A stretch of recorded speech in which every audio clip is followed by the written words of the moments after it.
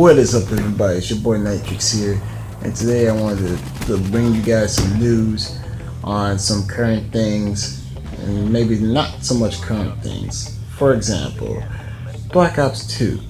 It's backwards compatible, even though this is like going in, I think on week 2. Yeah, because the game came out in the middle of spring break, and I had a feeling they were going to do that, especially when Far Cry 3 was backwards compatible. But with that being said, I think this is a big move, because I don't think they have a game such as that on their list. I mean, they got Ultra Street Fighter 4, but even so, we still got Street Fighter.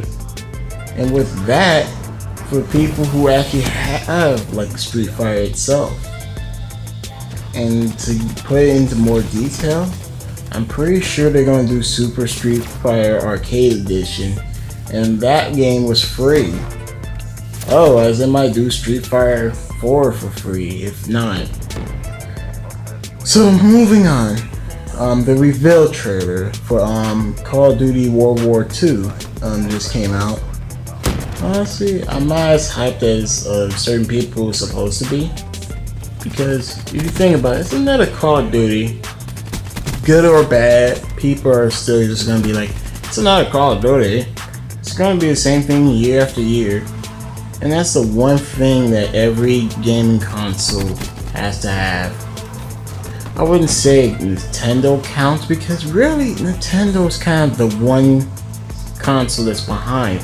The only thing they have on certain consoles is like good party games.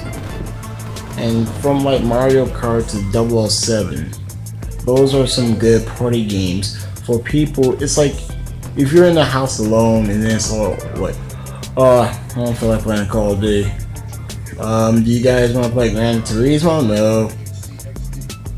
Okay, fine. Let's get to Nintendo 64. And then the two games you're gonna pull out is Mario Kart for the 64 and 007 GoldenEye. Those are two good games because the multiplayer mechanics work, and they even have single player mechanics as well, which is an ingenious freaking two pairs of games.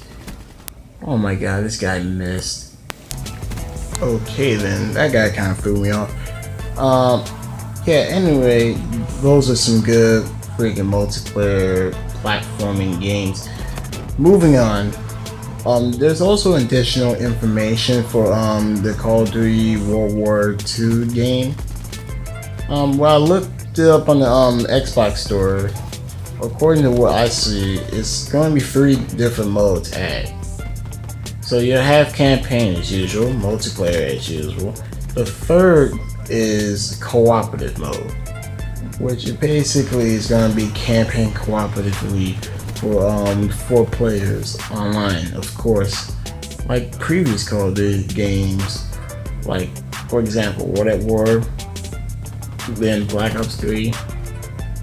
Not many, but yeah. But yeah, no, they're putting in cooperative, since you know all other Call of Duty games always have some sort of teamwork gimmick. Like, you know what I'm saying? You know, for example, Modern Warfare 2 had the special ops missions where, you know, 2-player missions where each player has to help their partner to live or survive, or to get across a certain map and stuff. And then it's like before that, World at War had a specific mode to where you have co-op and you had zombies. Those were 2 different co-op experiences made to vary gameplay. And then later on you have Black Ops, which the only mode they got that is not multiplayer based, you know, for more players, is zombies.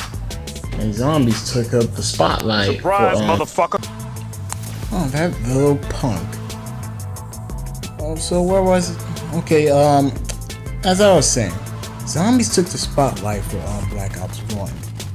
And of course, because of the fact that they took the spotlight, it was eventually not so canon to where it's like, we need to have co-op. It's like, no, we don't. Zombies is more than enough.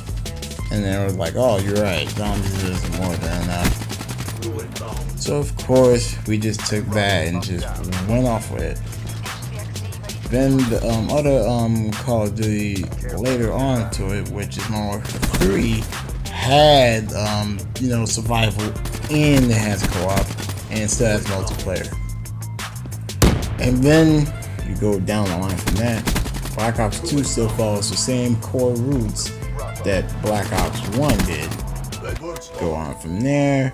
Ghost kind of did something new because they try to put in squads, which is supposed to be another way for people to have clans. Since the other two Call of Duties tried to administrate that, but they didn't do it in a more creative or great job, if that. So then you go a little bit further, which is Ghost, and they kind of did that, like I said. Then you go past Ghost and you have Advanced Warfare, which is supposed to be the terrible Call of Duty, but you realize that freaking Call of Duty Ghost was bad because of the story. First off, how does a person survive being drowned and everything else? Which kind of also reminds me, that's what also worries people about this next Call of Duty, is the story. Is the story still going to be unique and has a nice build-up compared to the other Call of Duties? Black Ops 3 gives you this Inception ending, and to me, I don't really like that type of ending that Black Ops 3 try to pass off to us.